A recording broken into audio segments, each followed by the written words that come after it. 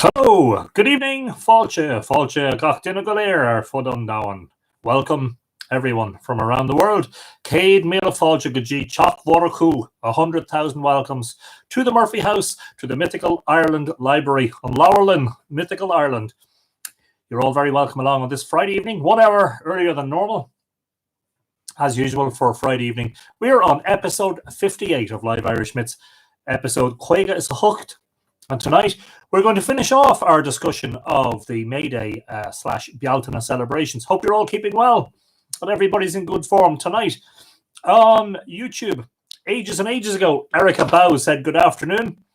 Erica Rivertree says Banachty, Louisville, Kentucky. Tasha at Corbashi, it's raining in Kentucky. I'm watching, sorry, there's a hair in my mouth. That's a H-A-I-R, not a H-A-R-E. I'm watching as I luxuriate in a lavender-scented bath in my clawfoot tub, sipping some white Bordeaux. Connoisseur. That sounds luxurious. Indeed, Erica. I'm great. I hope you're well too. Aria Ivanchich Art says, Banachty, Fáilte, Aria, Daisy Peters, hi Anthony and everyone. Have a beautiful afternoon / evening and let's go celebrate Bealtaine. Absolutely, Daisy. And it's been a wonderful week. Jackie Stevenson says, hello, Anthony and all, again from a sunny California. Ta sé Greenvar in you, California. Mandy McCurl says, hello, everyone. And of course, Mandy is in the Isle of Mull, just across the sea here. I'm pretty sure if I stood on the roof of my house and shouted across, Mandy would hear me. I apologize. Emily Rowland says, greetings from a Briton in Siberia. Hello, Emily. Good night to you. And you're very, very welcome to Live Irish Myths. Jack Durkin is the first of the commenters on Facebook tonight. Fáilte Jack. Ben Hancock says, hello, everyone. Glitch. Pat Rowan is watching. Fáilte Pat. Good G. Teach mhórachú. Grab a pew. Grab a brew. A brew even. Or a dram maybe. Something smaller. Sit down by the fire. Megan Walters. Greetings. Tua. Fáilte Megan. Aaron Durrett is watching. Hello, Aaron. Jack Durkin. 9 days. 5 hours left of lockdown in Ireland. You wouldn't think it today looking at the amount of people who are out and about. But anyway, Yvette Tilleman says, hello, Mr. Murphy. Thank you for connecting us all together. Yvette, it is my great pleasure and indeed it is my singular honor to do so. Margaret Ring says, hello, Anthony and the lovely Tua family. Happy face, happy face, happy face. Yes, indeed. Hello, Margaret. Lovely to have you along as always. Trononawa. Angel Barboni Smith says hello from Missouri in the US. Fáilte Angel Kimberly Fields Sipila says hello, Anthony and everyone from Harstein Island, Washington State. Really enjoying your talks. Brilliant. Wonderful to have you in the house, Kimberly. And we have a significant viewership from Washington State on the west coast of the States. Incredible amount of volume today, so blessings today to catch up tomorrow.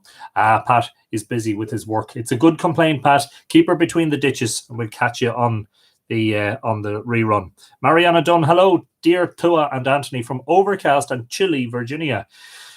Well, we had a little mixture of cloud and sunshine today, but it was mostly sunny and it was very warm. Beautiful day here in Glan na Boine, the Boyne Valley. Aaron Hudak says, hiya from Shreveport, Louisiana. Fáilte, Aaron, lovely Irish name on you there. Megan Walters says it's a chilly, rainy day in Mississippi. It held off for the past 6 days, so no complaints. And as I always say, the grass needs a bit of water. Nancy Wells Brewer is in Orinda in California and says, hi, Fáilte, Nancy. Susan Scott says, hello, from the Northwest Hills of Connecticut. Happy to be here again. And tá áthas orm. There is happiness on me to see you again. Glitch, Susan. Alex Casterton says, evening, Anthony and Tua. Fáilte, Alex. Vicky Wallace Southall is saying hello from Oregon. Hello, Vicky. And we should also say hello, Evan. I hope you are enjoying the Live Irish Myths. Kathy May Dio says, good evening, clan. Beautiful and going to be. Shocked is a shocked. 77 degrees in Newcastle, Washington State, USA. What did I tell you? All the Washington Staters, they're all over this stuff. You're very welcome along, Kathy. Maeve Fina Callahan says, Trononawa Tua. Fáilte Maeve. Merit Braun Schmidt says, made it on time. Greetings from Switzerland. And greetings back to Switzerland from sunny Ireland. Tom King. Evening, Anthony, and my fellow Tua. Round 3, story time. What a wonderful week. It hasn't left me, Tom. I've taken a real fancy to it. Nick Eska Casterton says, good evening, Anthony, and happy Friday, my two friends. Jay Hema, yes, indeed, lovely. Mike and Jeanette are in Princeton, and they say, hello, Anthony and tribe. Rainy in Jersey today. So there you go. It's rainy in a few places today. Catherine Wall McManus says, hi, Anthony and Tua. Fáilte, Catherine, you're welcome along. Patricia McAteer says, hello, everyone. Giaglich, Patricia, lovely to have you in the house, as always. Aaron Durrett, many thanks to everyone for your wonderful response to my friend Kyle. Love this Tua. And a long string of hearts. Yes, indeed, Aaron posted on the Mythical Ireland community today. I hope that you're all joined up on the community, which is a different page to this one. This is the official Mythical Ireland page, but the Mythical Ireland community is a different group. And I'm going to post it in as a link here, just so that in case you haven't joined on Facebook, that you do, because the community are posting away on it. And it's a lovely way for people to interact and share their pictures of their Bealtaine fires and such things. I'm just going to paste that in here now. There we go. Margaret Ring, beautiful day with my daughter. Lovely having her home. Fantastic stuff, Margaret. That sounds lovely. Cheryl Ann McFetridge says, cheers again from Boston. Sláinte, Cheryl Ann. And I do have a tiny tipple with me tonight because it's Friday. I do have a little sort of glass of vino with me. And I promise that I will not be drinking on the job. Evan is doing virtual math with teacher, says Vicky. Well, you make sure, Vicky, to tell him that we all said hello to him. Louise Sherrill says hello. Fáilte, Louise. Jerry McCracken, hello from down the road. Watching again. Jerry, what's the crack with you? Come here. You'll have to tell me exactly where you are. You have to give me a little bit more precise location than down the road. That's like a very old-fashioned way of saying, you know, I'm beyond, in the back of beyond, you know. But it's good to have you on board. It's great to see fellow Droghedians watching. Lucy Robinson stumbled on this. I've completely lost track of my life. The days of the week, the time. Should have remembered Friday is earlier. Evening all, evening Anthony. Glorious day in Devon. Well, we're glad that you just stumbled upon us, Lucy, and it's great to have you here. Fáilte. Jack Durkin, I'm glad she is safe. Yes, indeed. Kathy May Deo says, here from Newcastle, Washington State. Hello, fellow Washingtonians. There you go. They're all in the house. Oh, yes, okay. And Erin says she's on Vashon, of course. Doris O'Hara says, hello from Heidelberg. Gia Glitch, Doris, lovely to have you along. Serena Swift, lovely warm day here in Western Washington. I told you, the whole of Washington State is on live Irish Myths. Scotty Farrington says, good evening from snowy Erie in Pennsylvania. Wow, still snowing in May. That's incredible. Probably snows later than this. Bremerton here, says Serena Swift. Ashling Wyatt says hello from sunny Denver. Lovely to have the Colorado. What do you call yourself? Coloradoians. Lovely to have you in the house, Ashley. Pavel Zygmunt says hello from Old Town. Pavel, may I just say, from one photographer to another, that your photography is simply sublime. And I have enjoyed over the past number of years sharing your fabulous images to the Mythical Ireland pages. And it's lovely to see you. Brian Murphy is watching, speaking of another talented photographer. And you got to get over to Brian Murphy. If you haven't already done, Pavel, forgive me if I'm wrong. Correct me if I'm wrong. You're Breaking Light Pictures, is it? And if I'm wrong, please forgive me, Pavel. But feel free to put the link in. Brian Murphy Photography is another one that you must follow. He may or may not be related to me. And that would be called nepotism. So we'll just pretend we're not related. Pamela Walters, Giarie from the Netherlands. Sunny and warm day here, exactly like it is in Ireland. Good to see you, Pamela. Thalia Brown. Hello, Anthony and Tua. Hooray, I remember the hour. It's a beautiful, bright day in Glastonbury. Glastonbury, a fabulous, beautiful part of England. A really, really lovely place. Henry Paddy Shearman is in the house also. Hello, Henry. Aaron Hudak says hello. I'm from the PNW originally, which is Pacific Northwest. Hello, Aaron. Movanwe Millward says, I remembered at last. 7 p.m. on Friday. Pretty warm here in Bristol. Lovely to join you all again for another evening of Irish excitement. Fantastic. Fáilte. Katrina is in the house. Nachhulche Intach Goel Gaelga are fod on down. Yeah. Isn't it great that Irish is being spread all the way around the world? My very feeble attempts to promote the language appear to be successful from the point of view that people are at least trying to use a few Irish words, which is lovely. Thank you, Katrina, and you're very welcome along. Demi Woe says, listening quietly at work. Okay, good stuff. Nice to have you along, Demi. Hopefully it keeps your mind off things. Veronica Casey says, hello, everyone. Fáilte. Veronica Macy Damon says, it's that time again. Táisé an Shin Arish. Indeed, Macy. May Orton says, hello from New Mexico in the USA. Giaglitch May Tranonoa. You're so good, Anthony. Repentant. Thank you so much. It will bring you luck. Isn't it just fabulous? Brilliant. Susan Bain Williams. Hi, Anthony and Tua. We have a new member. My 4th grandson was born today. Brilliant stuff. Susan, congratulations. Heartiest congratulations and best wishes. Gorgeous from each and every one of us here in the MythFlix Tua. Wonderful stuff. Perhaps, does he have a name? Maybe he doesn't have a name yet, but that's fantastic.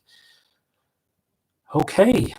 Gary McCracken says, Termon Abbey, right, down the road and back up again. You're on the far side.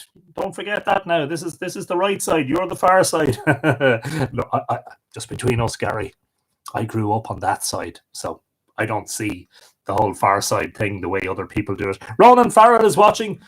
Gia Glitch, Ronan, hope you and the family are all well. Say hello to everyone from me.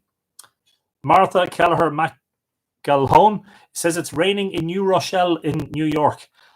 Okay, well, Táisé Corbosh and you. Well, that's okay, Martha. Great day to be indoors watching the owl live Irish Myths. Snapper Earl says hello again from the beautiful but cold Hudson Valley. Fáilte, Snapper Earl. Cars Peel says hello from Oregon. Fáilte, lovely to have the western part of the States in the house. Kirsten Salisbury says hello from a sunny spring day in British Columbia. Tranonoa, Kirsten. Theresa McGuinness says, North Florida here. No such thing as snow in Florida most of the time. Rex Fortenberry says, Sláinte from Baton Rouge, Louisiana, Anthony. Another Louisianian in the house. Rex, it is so lovely to see you. Fáilte. Pull up a seat and grab yourself a dram and we'll tell a few scailty. Ashley Wyatt says, a Coloradan or just smart. Yeah. Deirdre Bentley says, hi from Kentucky. First time watching. Fantastic. Fáilte, Deirdre. You're very, very welcome to Live Irish Myths. And I'm sure that the other people on the stream here will make you feel very welcome. Frank Fogarty's in the house. Tranonoa, Prunchus, Conasatá to Macara. Jack Durkin, welcome to MythFlix. Hope you enjoy. See, I told you. Trina New York says hello again from Marburg in Germany. Fáilte, Trina. Michael Halloran. Gosh, Seamus O'Sula wants Irish folk custom and belief in the mail yesterday. Brilliant stuff. And see the way I see quite a lot of people have been buying books online as a result of seeing them on the Live Irish Myths. And it's wonderful to see you all building up your own little libraries, which is fantastic. Barbara Murphy, back from a couple of days of missing you all in Tucson, Arizona. I started Duolingo Irish. Fantastic stuff, Barbara. And of course, another Murphy in the house, which is great. And good luck with your Gaelga. And hopefully we'll be able to speak more than a cúpla focal after a little while. Maureen Delaney says, hi there. Happy to see you for the first time live from Foxborough in Massachusetts. Maureen, you're very, very welcome. It is a great pleasure and a great honor to have you here. There's another new one in the house, folks. Make them all feel welcome. I know you will. Not feeble at all. Very positive. My who. Katrina, you're very good. You're like the school teacher that we all wished we had. The one that constantly encouraged us instead of discouraging us. And it's so wonderful to have you. Gorgeous, Susan. Eva Anderson says, hello from sunny Gothenburg. I missed a few nights because of being out in the forest, both day and evening. But tonight, I'm finally back listening live. Eva, getting lost in the forests doesn't sound like a bad thing at all. Sounds like a really, really lovely thing to do. Susan Bain Williams says his name is Corbin James. Welcome into the world, Corbin James, and we hope that before long you'll be tuning into Live Irish Myths. But welcome. Lloyd Stillwell, hello from Missouri. Fáilte, Lloyd. Macy Damon, Mass represent. Tom King, congratulations. Okay, a lot of congratulations there, which is brilliant. I'll try. Veronica says I recognize some words on here, but not all, and I'm getting back to learning. I'm picking up the accent again. What I will try and remember to do is where I do use an Irish word or two is to immediately also give you the English just to make sure that you know what it is. Maybe 30 years between snows in Florida, says Theresa McGuinness. There you go. 30 years. Wow. So a twice in a lifetime event, depending on how long you live, maybe 3 times. Great welcome to Maureen and to the newborn. Brilliant. Fabulous stuff. Excellent. Oh, Pioneer. Hello, I'd love to hear you speak about Brehon law. It's my favourite facet of Irish history. Oh, Pioneer, you might have missed a perhaps badly labelled episode within the past week. Let me just backtrack and present you with the link where you can see all the previous episodes in one place. It wasn't called the Brehon laws specifically. It was called Early Irish Society, and I later added the title Early Irish Society and Brehon Laws. That was episode 52. So what was that? 6 episodes again. So maybe if you want to go back, and if that doesn't whet your appetite, we will do another episode about the Brehon Laws. Irish technical thinker Marcus and Rachel, who are in Belfast. We had Rachel's father's funeral yesterday. It was very difficult, but we were strong, exactly like these stories, based upon overcoming adversity. And again, our sincerest condolences to Rachel and yourself, Marcus, on your sad loss. And yes, indeed, it is a very difficult time to be burying a loved one, absolutely. And you're in our thoughts at this time. Damo Ward says there's clipping in the audio. YouTube, maybe my end. Yeah, I'm not sure. I'm broadcasting directly. I don't use the software anymore. I'm just broadcasting directly using the webcam. I haven't changed anything, so hopefully. Okay. There's a few people saying it. Not much I can do about that right now.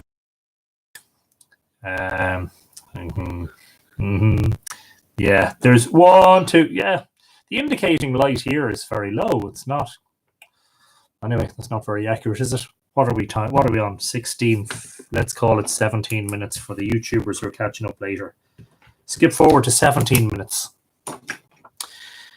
And I should say that Vicky Wallace-Southall did ask me to make sure to pass on her thanks on behalf of Evan for all of the lovely greetings to him during the past few episodes. And I said I absolutely would do that. I'm very glad to do so. Tonight, we are talking again, because there's so much of it. We are talking again about May Day and Bealtaine customs in Ireland. And there's quite an extensive array of customs. Now, a lot of these, you'll have gotten the feeling or the gist of it, as the man says. Pardon me. A lot of these pertain to later times, the past few centuries. But one is always careful not to dismiss out of hand the idea that some of these customs could go way back into the mists of history and prehistory. And so we're reading again from The Year in Ireland, Irish Calendar Customs by Kevin Danaher. In general, the rule was no spending, no lending, no borrowing. To ask for the loan of anything aroused suspicion. To ask for anything white, the colour of milk, was doubly suspicious.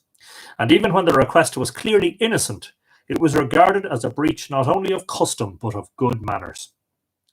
To return borrowed articles before May Day was good manners. To fail to do so brought doubts as to the borrower's intentions. Mark Ledger says, good day from Australia. A bit misty here this morning with rain. We've been writing some lyrical prose based on the journey back down ancient roads to the other worlds. Fantastic stuff, Mark. And a very good morning to you. You are already in tomorrow, and it must be really early in the morning there, but it's very nice of you to join us all the same. Dawn Hilton says, hi, Anthony. Love from Lancashire. Graw more art from all of us. Dawn, it's great to see you. Lots of lovely welcomes there to the newcomers and to the other newcomer, the new grandson. Care should be taken too not to pick up anything found on the roadway or indeed anywhere on May Day. A garment, an implement or other article of value should be laid on the fence or on a bush so that the owner might find it again. To keep such an article was most unlucky, as it might be used as a charm setter to gain power over the finder or his property, or to transfer some disease or ailment to him. Water, as we are told, was often used in setting charms. Thus, every precaution must be taken to guard it. Where the farmer owned his own water supply in a pump or a well, he made sure that it was protected at the vital hour of dawn on May morning. One elderly farmer of the writer's acquaintance told how, as a boy, he kept watch with his father, both armed with shotguns, over the well and the stream which flowed through the farm, from sunset on May Eve until sunrise on May Day. And how his father told him not only to warn away anybody seen approaching the water, but instantly to shoot any wild creature coming to drink. This was in the Kildorrery area of North County Cork, but the custom of guarding the well was common throughout the area of large farms in Leinster and Munster, and indeed wherever a farmer owned his own source of water. Pumps were commonly chained and locked as a precaution. The first water taken from the well after dawn on May Day was potent for good or evil. It was known variously as the top of the well, the look of the well, Bara Bua Antober, Sgah Antober, Sgaith, and other names. In evil hands, it could do great harm. In those of its rightful owners, it brought luck, protection, and healing. Often it was taken from the surface of the well by the use of a milk skimmer. Katrina wants to know how many guns they have in Cork. Don't know. I can't answer that. I'm from Louth. And I'm not getting involved in that one. Where the family owned its own supply, the risk and the benefit of the first water belonged to the family. Others, such as the farm labourers and poorer neighbours who were permitted to use the supply, were expected not to take water on May morning until the day was well advanced. Things were different in those areas where one source of water was shared by a group of small farmers or by a whole village. There was rivalry, usually friendly, but sometimes leading to quarrels and bad feelings as to who should have the first of the well. Sometimes the young girls raced each other to draw the first can of water, and some arose long before dawn or even sat up all night so as to be the first. All this activity had the advantage of making sure that no evildoer got the first water, and with it the opportunity to work harm on all the families using the well. Other precautions might be taken, such as sprinkling holy water or salt on the well on May Eve, or dropping into it a twig of mountain ash or a small piece of iron while repeating a prayer or aspiration. Similar precautions were taken with running water, especially at cattle's drinking places.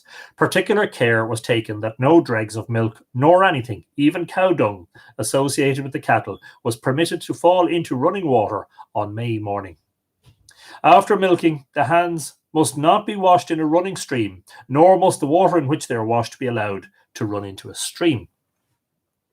Since the protection of dairy produce was the main reason for all these precautions, it was only to be expected that special vigilance was exercised in the dairy and in the byre.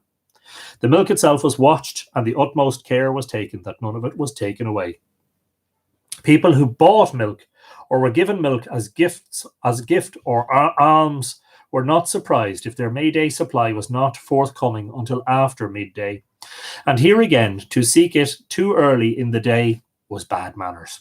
Usually, too, when milk was being dispensed on this day, a pinch of salt or a drop of holy water or of the top of the well was added to it, and some small payment, a coin or an egg, was expected in return for it. No milk utensil of any kind was allowed to leave the farm on this day, and nobody in his senses would seek a loan of it. When, about the beginning of this century, scientific testing of milk began to come into vogue, many of the older people were doubtful about it or even refused to give samples on May Day. Indeed, the establishment about that time of the cooperative creameries, to which was sent all the milk from the surrounding farms and where butter was made communally for the market, was the main cause of the disappearance of all this milk magic, which lingered much longer in those areas where butter continued to be made in the household. At milking time, a cross traced on the cow's flank by a finger dipped in the first milk or a stick dipped in fresh cow dung was thought to give protection. as did a red thread or rag tied to the cow's tail, or touching the cow with a mountain ash twig, or hanging such a twig in the byre. Pious people made sure to sprinkle holy water on the cows and about the byre on May morning, while the Bridget's cross or spancel and the palm from Palm Sunday already hanging in the byre gave added reassurance. Many people kept the byre doors carefully locked on May morning and did not let the cows come out to pasture until all danger of the day's bewitchment had passed. Some people avoided churning on May Day, while others took precautions to ensure that all went well. A pinch of salt or a drop of holy water, or of the top of the well, or a nail or other small piece of iron might be put in the churn.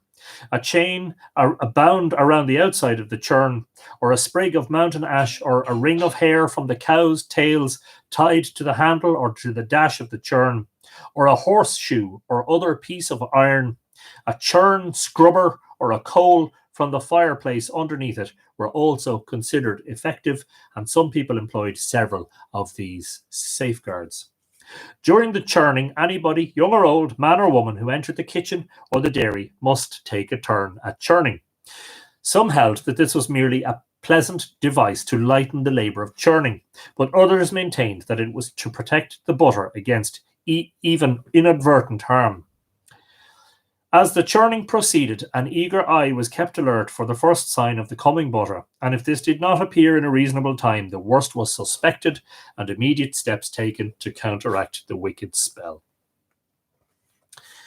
A very potent remedy was the heating of an iron implement in the fire, a pair of tongs, a spade or a plough coulter, which, when red hot, was plunged into the churn or applied to its side, while repeating a counter charm such as, "Come, butter, come. St. Peter stands at the gate, waiting for a buttered cake, so come, butter, come." Immediately it was believed the charm setter who had stolen the butter was afflicted with the agony of a red-hot iron thrust into her vitals, and had to undo the charm, or even to run to the house of her victims, confess her misdeeds, and restore the stolen butter. As might be expected, matters of this kind often came to the notice of the civil or the ecclesiastical authorities. An example of this is the following case, reported in the memoirs of the Ordnance Survey in 1835. It is from Mahara Parish in County Derry and is quoted here from the Ulster Journal of Archaeology from 1945. Blinking cattle, two persons, the one a Presbyterian and the other a Covenanter, and near relations. The accused was a woman, a Covenanter, the accuser a Presbyterian. Both parties were brought before the Covenanting minister, the Reverend W. Smith, in the meeting house at Knockloughran for the purpose of examining them. The woman was found guilty and expelled the congregation. The woman had been pursued from the cows of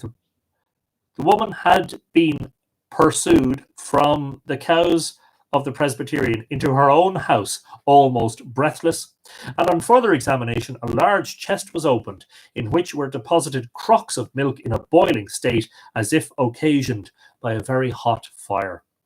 Across the mouth of each crock was the form of a cross in wood. Attached to each point of the cross was a long hair, supposed to have been taken from the tails of the cows. Her husband, on the shame of his wife being accused and found guilty of so horrible a crime, died the same night. It is said the cure was effected and the butter and milk restored by taking a quantity of straw from the eave of the house of the person found guilty and burning it under the nostrils of the cow or cows blinked. The priests perform the cure by taking all the milk the cow gives and blessing it, and also blessing salt put into it. This has to be given to the cow without letting a particle fall to the ground. This cure was given to the cow of a Presbyterian in the townland Tirmonini, but without effect. The general protection of the farm was not neglected. In Transactions of the Kilkenny Archaeological Society, 1849 to 51, Nicholas O'Carney tells of an elaborate ceremony which apparently had already died out in his time. Another custom was scrupulously observed after sunset on the eve of Bealtaine. Farmers, accompanied by their servants and domestics, were accustomed to walk around the boundaries of their farms in a sort of procession, carrying implements of husbandry, seeds of corn, scach an tubber, and other requisites, especially the sacred herb ban veen, vervain. If any person were fortunate enough to possess a sprig of it, Bean, B-E-A-N and M-H-I for the N. The procession always halted at the most convenient stations facing the 4 cardinal points, beginning at the east, and went through several ceremonies, particularly that of digging a sod, breaking it fine, and then sowing seed, after which they sprinkled the glebe with scach an tubber. Then they drove all their cows into one place and examined their tails, lest a witch or evilly disposed person might there conceal a sprig of the rowan tree or some other bewitched token. If any suspicious bramble were found attached to a cow's tail, it was immediately taken and burned, and a sprig of vervain, if convenient, or a branch of the rowan substituted instead. For the rowan was potent for good as well as evil, if it were cut before sunrise on Bealtaine morning. Anne McCloy says, I live in Termonini. Wow, there you go.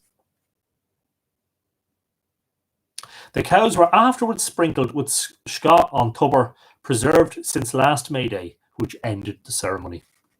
Pardon me. A simpler ceremony is described by Helen Rowe in Bealogus, volume 9, page 29, from Leash. On the eve of May Day, in many districts, the father of the house lights a candle and blesses the threshold, the hearth, and the 4 corners of the house with Easter water. He also blesses his wife and the children in order of their age. The farmer then visits the stable and blesses the animals. One field is blessed for the whole farm. It is wise to put a branch of the quicken tree in the field. Some people only bless the fields and the stock. This sprinkling of holy water on the growing crops and pasture fields was very general, and one wonders if the absence of mention of holy water in O'Kearney's account above did not spring from the 19th century antiquarian fashion of exaggerating the supposedly pagan elements in popular tradition and minimizing the Christian elements. A story from County Limerick tells of a farmer shaking holy water on his crop with the appropriate prayer. Accidentally, he sprinkled a hare which was crouching in terror in the headland, and instantly the hare was restored to its proper form, that of an old hag who was trying to steal his increase by magic. About this time, the farmer looked out for any sign of magical assault on the crops or livestock. Should any object such as meat, bread, eggs, meat offals, or small dead animals be found concealed anywhere on his property, it had to be removed with care to some public road, and there burned while holy water was sprinkled and prayers said at the place where it was found. It was usual, too, to have some object of piety, a small religious medal, a piece of blessed candle, a rosary beads on scapular, at the spot where the evil thing had been hidden. There appears to have been a fairly widespread custom of bleeding cattle for health reasons at this time of the year. In popular superstitions, Sir William Wilde tells us that, quote, it was not unusual some 15 or 20 years ago to bleed a whole herd of cattle upon a May morning, and then to dry and burn the blood. We have more than once, when a boy, seen the entire of the great fort of Rathcrohan, then the centre of one of the most extensive and fertile grazing districts of Connacht, literally reddened with the blood thus drawn on a May morning. Fantastic, wow. Bleeding the cattle at this period of the year was evidently done with a sanitary intention, as some of the older medical works recommended in the human subject, but choosing that particular day and subsequently burning the blood were evidently the vestiges of some heathen rite.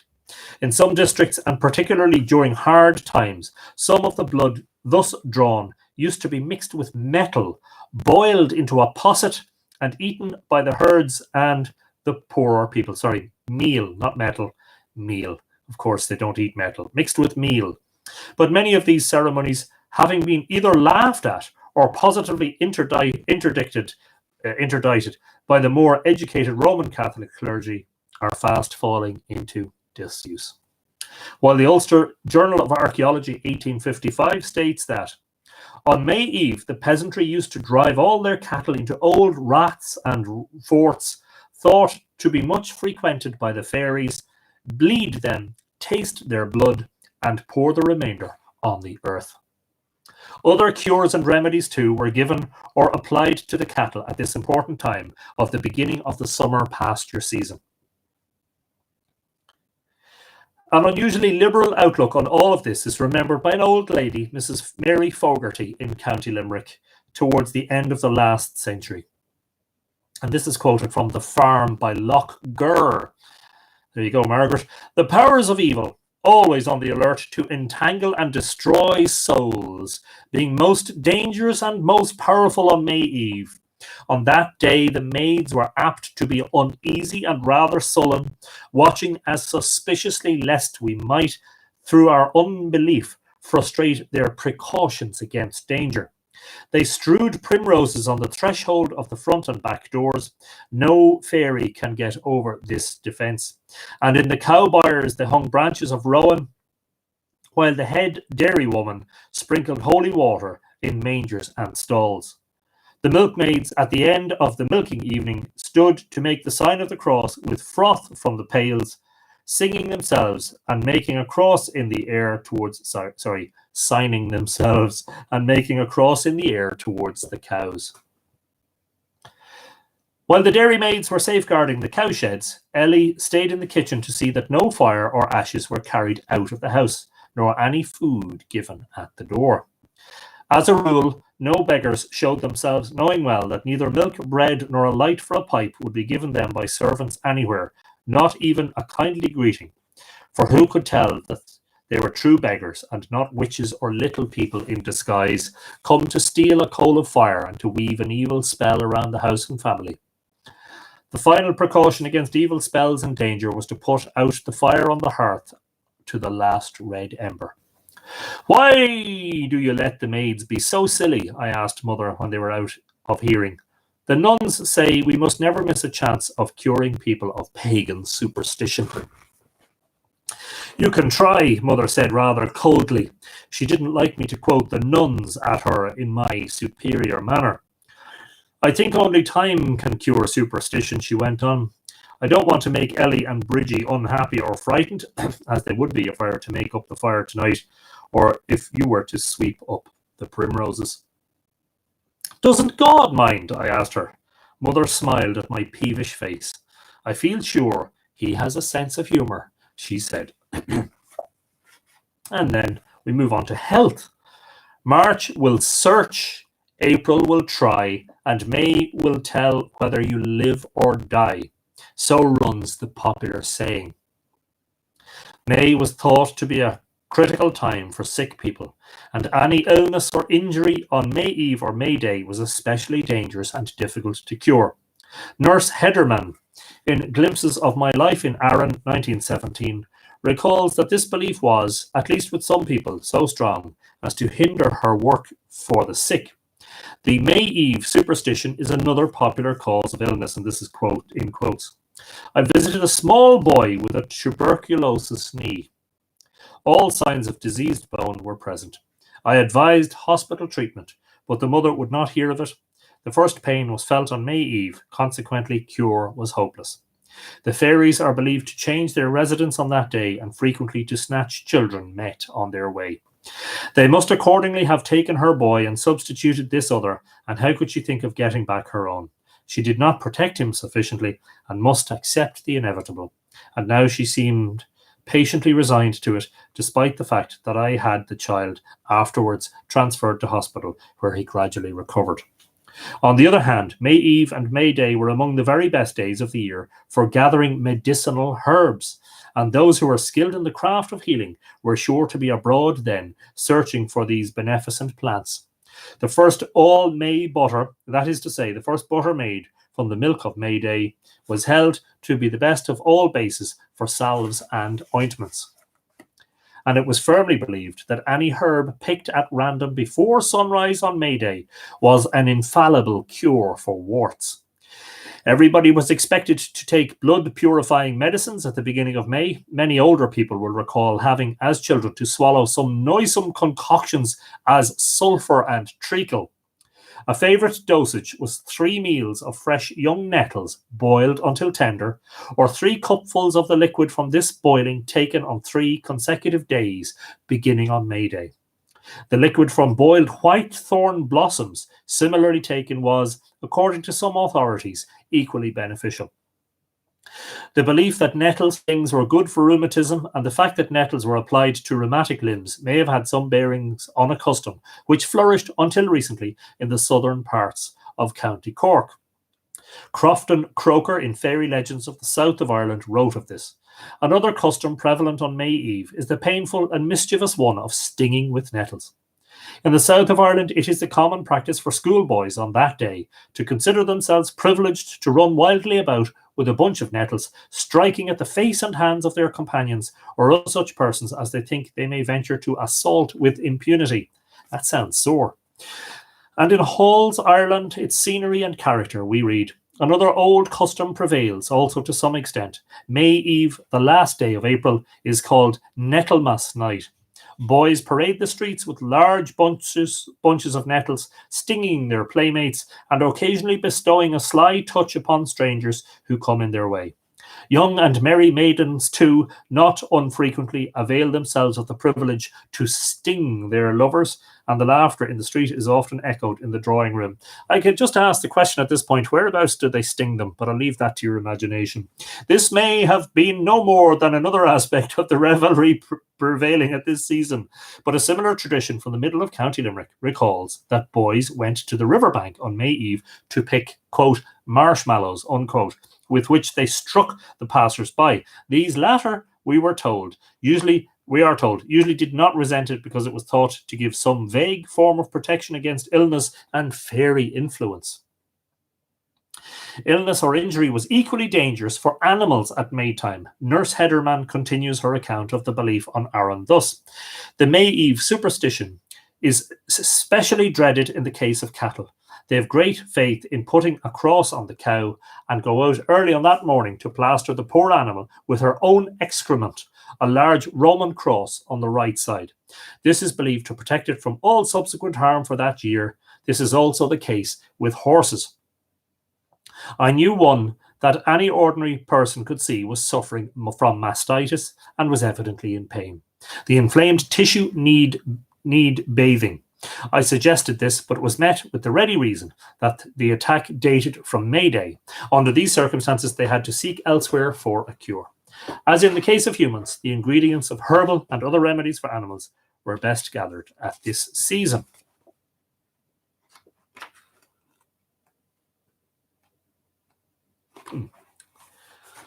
We all good.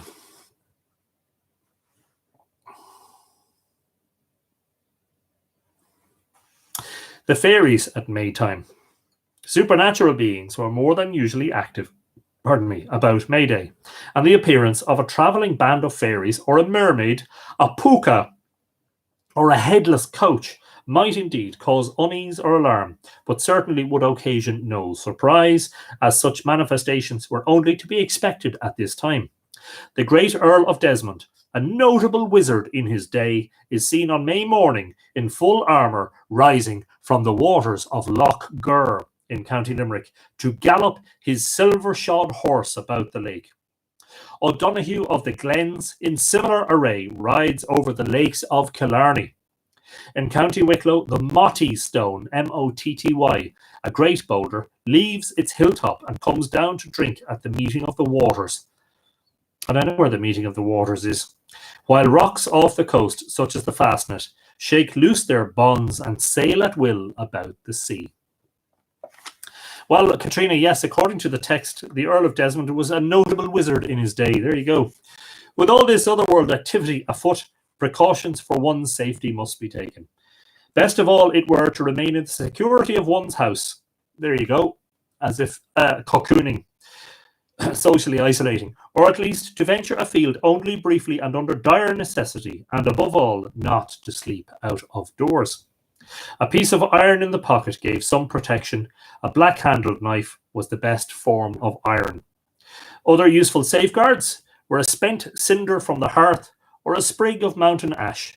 The latter, if twisted into a ring and held to the eye, would enable its user to see the fairies clearly. In a few places, a tradition of active propitiation survives by leaving small offerings of food or drink on the doorstep or at the fort, lone bush, or other fairy dwelling place. Movanway says, I go for the dock leaf every time, but I think I'm immune now. I fell into a ditch full of nettles as a child. The dock leaf is commonly used to treat nettle stings. Well, it is in this part of the world, Movanway, so that's interesting. Persons straying near forts or other homes of the good people might meet them venturing out to engage in dancing, hurling, and other revels, or to travel away to visit or do battle with another fairy group. Many tales are told of these encounters between mortals and fairies, of invitation to the mortal to join in fairy activities and subsequent reward to those who acquitted themselves well, or of intrusion by a mortal into fairy business and the punishment which followed this. A favourite pastime of the fairies was to cause mortals to lose their way by bringing down mist or by confusing landmarks. To turn one's coat inside out was held to be a useful counter to this, as it disguised the person and so confused the fairies themselves, thus enabling the victim to escape. A more drastic remedy was to wash hands and face in one's own urine, which caused the good people to recoil in horror and permit the victims to escape. So there you go, folks. You heard it here first on Live Irish Myths. If you're out and about at this time of year and you don't fancy meeting the good people, take a pee and douse it all over yourself. There was a widely held belief that this was the time of year when abduction by the fairies was most to be feared. Infants of both sexes and marriageable young women were most in danger of being spirited away. Usually, to confuse matters, the abductors left a changeling behind, which, although at first was just like the person stolen, gradually pined away and died, leaving the real mortal in the power of the fairies forever. All over Ireland, there are tales of fairy abduction and of how this was recognised and the victim rescued. That this was more than mere legend is shown by many instances of children or even grown people harmed or killed in well-meaning but ill-advised attempts to drive away the changeling and so cause the real human to return, because the cure might proceed from pleas to threats and on to increased forms of violence. Sir William Wilde, reporting on causes of deaths in the Census of Ireland report in 1851, says of wasting disorders, and of course, remember this is immediately after the famine and when food was probably still in short supply. It is this affliction which has given rise to the popular ideas respecting the changeling, and in this country to the many superstitious notions entertained by the peasantry representing their supposed fairy-stricken children. So that year by year, up to the present day, we read accounts of deaths produced by cruel endeavours to cure children and young persons of such maladies, generally attempted by quacks and those termed fairy men and fairy women. One striking instance of this, which shows that even the law might on occasion take it into account, is mentioned by T.C. Croker in Fairy Legends of the South of Ireland, New Series, 1828. This case was reported in the Morning Post as follows. Tralee Assizes, July 1826, child murder. Anne Roach, an old woman of very advanced age, was indicted for the murder of Michael Leahy, a young child, by drowning him in the Flesk.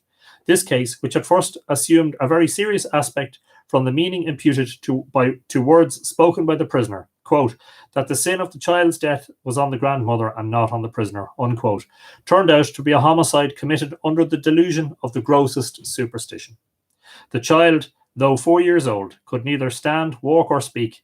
It was thought to be fairy struck, and grandmother ordered the prisoner and one of the witnesses, Mary Clifford, to bathe the child every morning in that pool of the River Flesk, where boundaries of 3 farms meet. They had so bathed it for 3 mornings running, and on the last morning the prisoner kept the child longer under the water than usual, when her companion, the witness, Mary Clifford, said to the prisoner, "How can you ever hope to see God after this?" To which the prisoner replied that the sin was on the grandmother and not on her. Upon cross-examination, the witness said it was not done with intent to kill the child, but to cure it, to put the fairy out of it. The policeman who apprehended her stated that on charging her with drowning the child, she said it was no matter if it had died 4 years ago. There's a very tragic side to these stories, isn't there? Baron Pennefather said that though it was a case of suspicion and required to be thoroughly examined into, yet the jury would not be safe in convicting the prisoner of murder, however strong their suspicions might be. Verdict, not guilty. Another form of fairy mischief was the puck-shee, the fairy stroke, or blast, caused by a passing band of fairies striking at random at any who came within their reach, as well as those who had offended them. T.C. Croker refers to this also. May Eve is considered a time of peculiar danger. The good people are supposed then to possess the power and the inclination to do all sorts of mischief without the slightest restraint.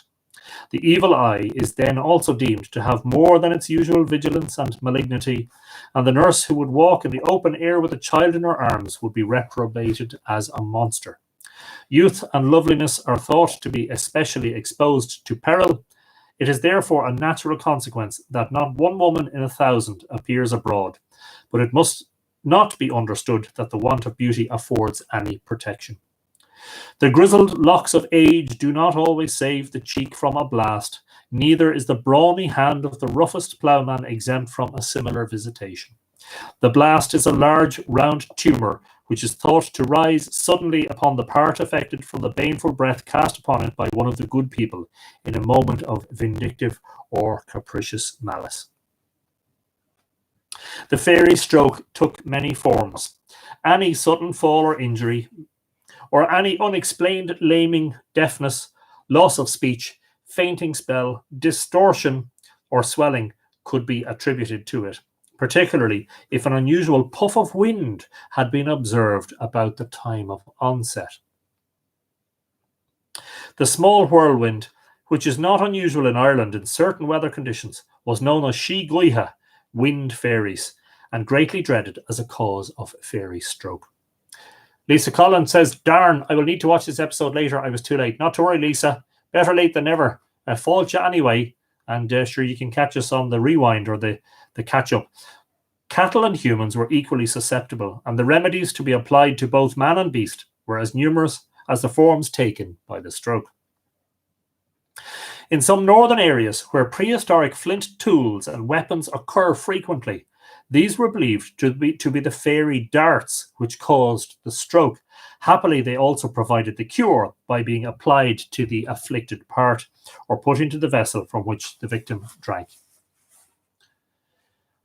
Other May Day beliefs and customs. A child born on May Day had the gift of being able to see the fairies, but almost certainly would die young. An animal born on May Day was sure to be a weakling. Marriage in May was considered most unlucky. On the other hand, May Eve was one of the nights when marriage divination might be successful. The girl who looked at the reflection of the young May moon in her mirror or in a well might see her future husband looking over her shoulder. T.C. Croker, who has been often quoted in this chapter, tells us of the droghine. The droghine, which is supposed to possess the power of revealing the name of a sweetheart, is a small white slug or naked snail, and it is the common practice of boys and maids on May morning to place one on a piece of slate lightly sprinkled with flour or fine dust, covering it over with a large leaf, when it never fails to describe the initial of the loved one. Interesting. Lady Wilde, in Ancient Cures, Charms and Usages in 1890, enlarges on this. Droghine, well, it's anglicised, but the Irish version's there as well, Katrina. D-R-U-T-H-E-E-N, and the Irish seems to be recte, D-R-U-C-H-T-I for the N, Droghine. I wonder does that help? On May morning before sunrise, go out into the garden, and the first snail you see, take up and put it on a plate sprinkled lightly with flour, place a cabbage leaf over, and so leave it until after sunrise, when you will find the initial letters of your lover's name traced on the flour. Should the snail be quite within his house when you take him up, your lover will be rich. But should the snail be almost out of his shell, then your future husband will be poor, and probably will have no house or home to take you to when you wed him. Therefore, you could just ask him beforehand. Don't worry about all these superstitions, ladies, you know. You just ask him. Just come here, listen, do you have any money? Do you have a house? Therefore, take good heed of the warning given to you by the snail, or avoid trying your future fate if you are afraid of the result. Of course, in this day of equality, it could be the opposite way around. It could be the man asking the woman, do you have money and a house? She also mentions another method of divination. Among others, it is thought right and proper to have the threshold swept clean on May Eve. Ashes are then lightly sprinkled over it, and in the morning, the print of a foot is looked for. If it turn inward, a marriage is certain, but if outward, then a death will happen in the family before the year is out. Both of these customs are still remembered in tradition in most parts of Ireland. Of course, that's late 19th century, that's 1890. The call of the cuckoo is ominous on May Day. On the hearer's right hand, it betokens luck. On the left, ill fortune. And there we go, Jeshel, right hand, sunwise by the right hand, and Tuhal or Widdershins, left-handedly or by the left. And left is in French, isn't it? Sinister. To hear it sounding from the churchyard means a death in the family. To hear it before breakfast meant a hungry year. Well, you'd want to eat your breakfast in bed then before you get up, before you can hear anything. Worst token of all was to hear it through the open door or window when the hearer was inside the dwelling house. All corn should have been sown before the cuckoo's first call. Nora Gaffney O'Connor is in the house. Hi ye all. Fáilte, Nora. In West Connacht, the first springtide of May was known as Rárta Mór na Main and was believed to be the highest of the year. It got its name, the Great Springtides of the Birds, because all the seabirds observed the tide on that day to ensure that their nests were built above high water level. In several parts of Ireland, the first Sunday in May had special local significance. In parts of Cork and Kerry, it was called Dánach na Héadri, Cow Time Sunday, and it was on this day that the cows were let out to pasture. Possibly this arose from the fear of magic on May Day, but it appears that in parts of the north the date was anticipated. The cattle were put out of all the byres in the early morning to late evening on the last Sunday in April. It was called Dánach Inadru Sunday. They were not let out again for a few days. On May Eve, everyone pulled May flowers and put them at every door. On May morning, someone belonging to the house used to go for a can of spring water. One used to try to get before the other. No person ever kindled a fire or put out ashes or swept the floor on May morning. And of course, that was in County Fermanagh. The Reverend Mr. Hall, whose tour through Ireland was published in 1813, tells us, on the first Sunday of May, which at Cork and in most parts of Ireland is generally kept as May Day, happening to be there on that day, I found that all the low people, Protestants as well as Catholics, had gone out in the morning to get syllabubs or milk cooked in a certain way, and that many of them were drunk before breakfast. It's another way of avoiding hearing the cuckoo's call before breakfast is just drink whiskey. In the evening, in the vicinity of the city, every inn, nay, almost every house was full of people dancing, drinking, singing, etc., etc. The practice of going on excursions on the first Sunday in May was still flourishing in County Cork well into this century. Of course, that's the 19th century. In North County Dublin, it was called Sumachan Sunday, Sumachan. and was the day on which young men and women seeking work gathered outside the churches after Mass to hire out with the local farmers. "Ne'er cast a clout until May be out," says the proverb, interpreted by many as a warning not to change into summer clothes until June. Others have the version, "Ne'er cast a clout till the May be out," that is to say, until the white thorn is in blossom. The in the sentence being highlighted, till that may be out, as in the white thorn blossom. Certainly, most country children were permitted to run barefoot from the May Day onward, and mothers usually bought or made summer dresses for small daughters about this time. Yes, and Katrina says that proverb is still in use, and you're absolutely right, it is still in use. Pilgrimages at Maytime might have special significance in relation to cattle, for instance, that to the Holy Well of Cahar Crov Jerug in southeast Kerry, thus described in Journal of Cork Archaeological and Historical Society in 1869. Here, a large patron is held on each recurring May Day. Persons residing at a distance journey to the city well on April the 30th, May Eve, that they may have the water to give to their cattle on May Day. But for all within a commutable distance, the patron is held on May Day itself. Having taken the morning train to Rathmore on the Killarney line, the pilgrims to the city well there alight and trudge some 4 or 5 miles in a southern direction, to their destination, where, having performed their devotions and taken some of the water from the holy well in bottles or a jar for home consumption, they commence the return journey. The manner of using the water from this holy well is peculiar. The operator, who is generally the person who performs the pilgrimage, first commences with the oldest cow in the bawn, after which he next takes the youngest, be it cow or heifer, or even weanling calf, after which all the others are treated indiscriminately. "Oh, pardon me. I'm a bit tired this evening. I think I may go to bed." Armed with a teaspoon, he first drops 3 drops of the water into his oldest cow's right nostril, then 3 similar drops into her right ear, after which 3 similar drops are dropped into her mouth, the invocation in each instance being the usual one, "In the name of the Father, and of the Son, and of the Holy Ghost. Amen." Cattle treated in this way are said to be impervious to all disease, even lung distemper of the most virulent type. The writer knows many persons in Mid Limerick and North Cork who every year make a pilgrimage to the city well and bring back, as recorded above, the water in jars for their cattle.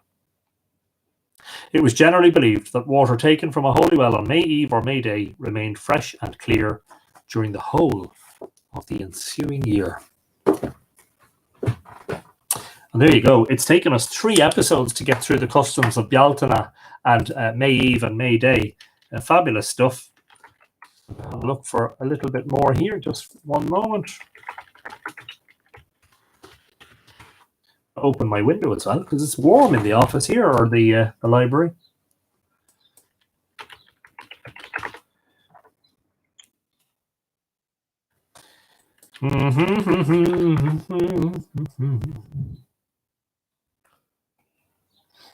Looking for...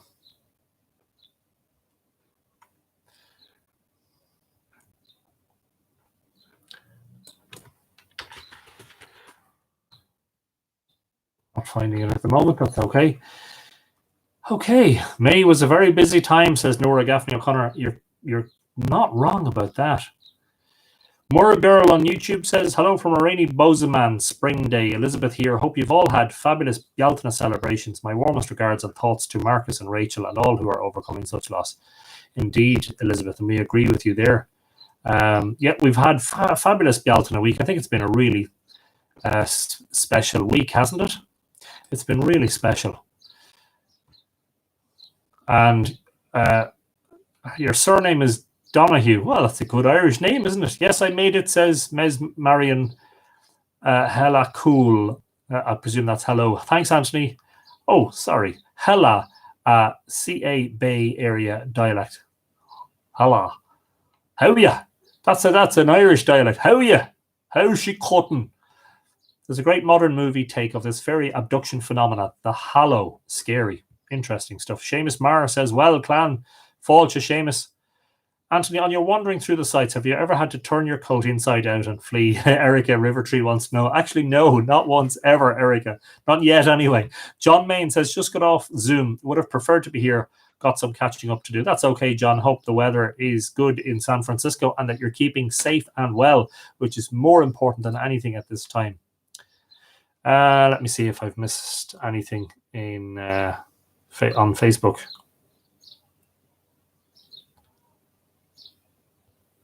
Kirsten Salisbury says, I feel the fairy folk were somewhat annoyed, to put it politely, at having to retreat to the other world, and perhaps that's why so much mischief was occurring back then. Not all are malicious, just like not all humans are. And you wonder too about the changeling and the whole thing about the youngsters, you know, who took sick, whether physically or mentally or both. You know, that it was a phenomena of former times that a lot of children did take sick, and a lot of children were taken in their prime and taken at a young age because of treatable illnesses that are eminently treatable today, or because of hunger, deprivation. You know, it's really, really sad. And that's one aspect of the folklore I just can't deal with it too well. And I don't like sort of dwelling on it, you know, is the whole idea that children were basically abandoned because their parents or their guardians had believed that they had become, that they had been changed, and that the real child had been taken away by the fairies and a different child left behind. It's kind of sad and tragic. You know, it reminds me one time of hearing a tradition about fishermen out on the Atlantic off the coast of Galway or Clare. I saw this on a TV program on Tina G or TG Cahir one day. And that was that if a person fell overboard into the water, that it was actually ill luck to help them. And if they couldn't make it back to the boat themselves, you had to leave them. And of course, quite often what this resulted in was the drowning of the man. Usually they were nearly all men, the fishermen. The drowning of the man, or he would succumb to hypothermia or something. And I just think, you know, that's one of the tragic aspects of it, is that the belief sometimes, the faith, the superstition was stronger than common sense. And common sense would tell you, look, you know, it's still your child. You know, they're just sick and they need to be looked after, you know. But in some cases, due to superstition, these children were abandoned. I think that's awful. It's very tragic. Not all of the myths and the legends and the folklore are happy, clappy stories, you know. And we've seen that, haven't we, on many an occasion. But there are some particular, I think, particularly tragic and sad, melancholy elements to some of the folklore, that pertaining particularly to later times. I think you'll probably all agree. Deborah Allen says, my Bealtaine fire worked so well. We had 2 days of summer-like weather, but today it is 5 degrees Celsius. Well, I get into the car today, it said 25 on the clock on the dashboard, but of course, it always reads a bit hotter than it is. About 20 degrees Celsius maximum here today, which is absolutely fabulous. It was fantastic. It's quite a cloudy evening, but that won't deter myself and my wife from venturing into the garden, where we have created what we call a garden of light. Lots and lots of solar-powered lights, not attached to the mains or batteries or anything. It was lovely to spend a couple of hours in the twilight there last night, watching the stars come out and watching the full moon rise and watching the evening star set in the northwest. Yawns are supposed to be contagious, apparently even across the miles and internet. Yeah, it's a dreadful thing that I'm very guilty of. Once I see someone yawn, and I yawn myself, and I know how it goes. I still prefer the lighting of the fire dish. That's my vibe, says Margaret. Yeah, correct. Keep hydrated. Some morning dew, drucht the Majne, or Tullamore dew or Kilbeggan. I wonder, Katrina, would Bushmills suffice? Just asking for a friend. Wonderful night, says Cheryl Ann. Glad you enjoyed yourself. It's snowing in Michigan. Yuck. Tá sé ag Korsnachta. Oh, wow. It's snowing in Michigan, imagine. And it's 20 degrees here in Ireland. There you go. Well, all I can say, Jennifer, is, you know, go out and make a Bealtaine snowball, you know. I've got to get the book you're reading from, says Ben Hancock. Yes, apparently they are scarce. Pretty sure. Yes, I bought this in the old bookshop on the Hill of Tara, which is a place where I've acquired a lot of my books over the years. Michael Slavin, who is the author of several books, including the Book of Tara and the Books of Ancient Ireland, who's a scholar and a gentleman, and who's in his 80s, and until COVID-19 he was still running the bookshop there. That's where I got this, and I paid €12 for it, but I believe they're a lot more expensive online at the moment. Heather Guerin Rice says, forgot that it's Friday and just caught the end. Yeah, I know. It's the only day of the week where I have to do things a little bit earlier than usual. I'm sorry about that, Heather, but hopefully you'll be able to catch up on the video a short time afterwards.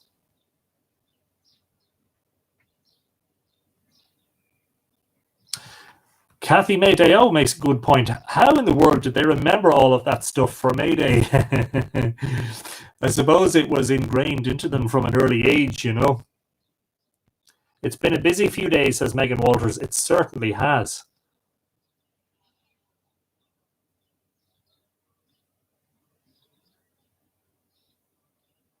Jennifer Foley, everybody is saying, get well soon, Jennifer.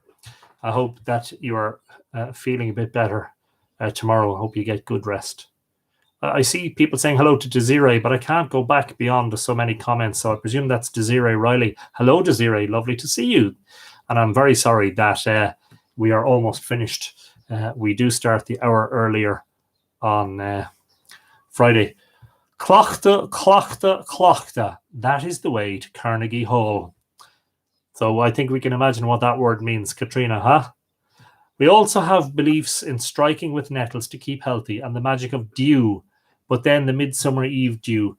May Eve tend to be more associated with witches than with fairies in Scandinavia. As for cooking, the nettle soup is a much loved spring delicacy in Sweden. Yet it was also a substitute food for potatoes and what have you during the famine. You know, if you could get nettles and make soup from them, it was just one way of helping it to try and survive. Clochta is how we remembered, says Katrina. Yes, practice. It's like how we remember the prayers when we were young. How did you remember the rosary, etc., etc.? The moon was amazing, says Margaret. Deborah Allen, the full moon was beautiful last night. Absolutely, yes. We watched it rising from our garden of light. Bushmills is grand. Slaunches, says Katrina. Well, that's good to know. That's good to know.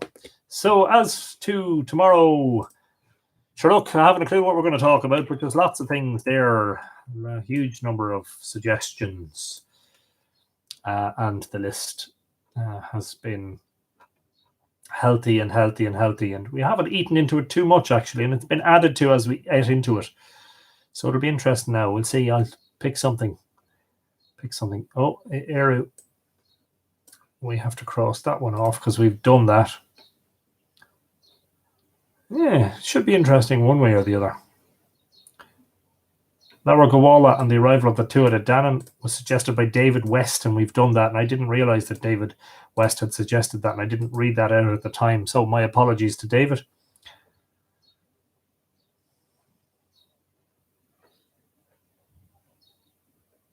Lots of stuff still to come.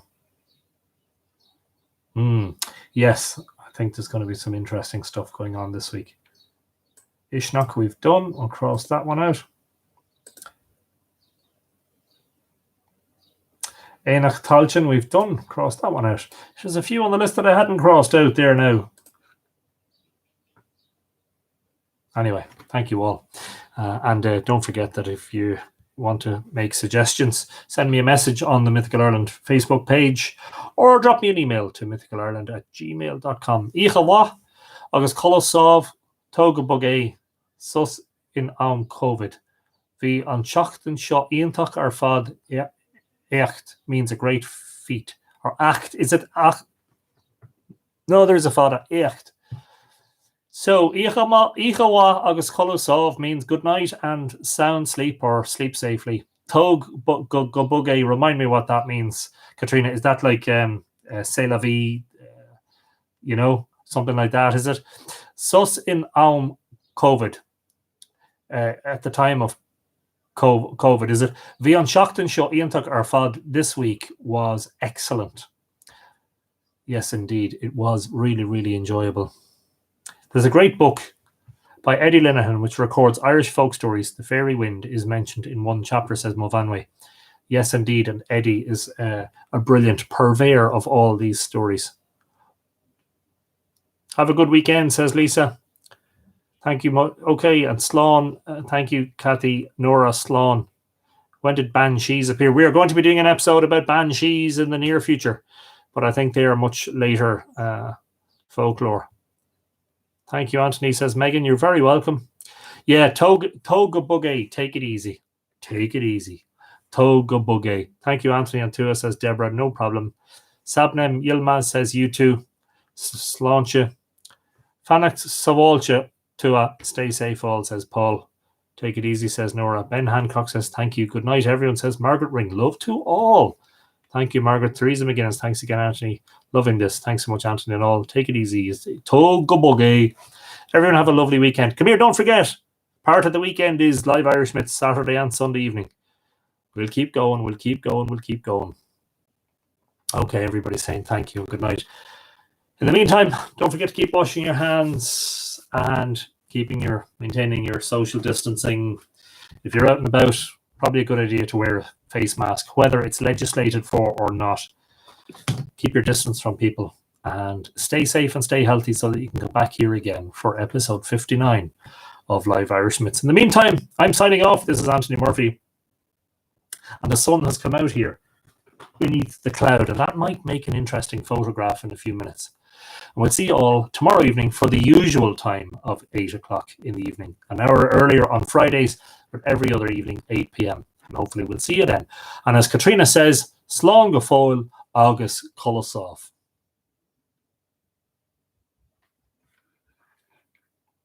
Bye-bye now.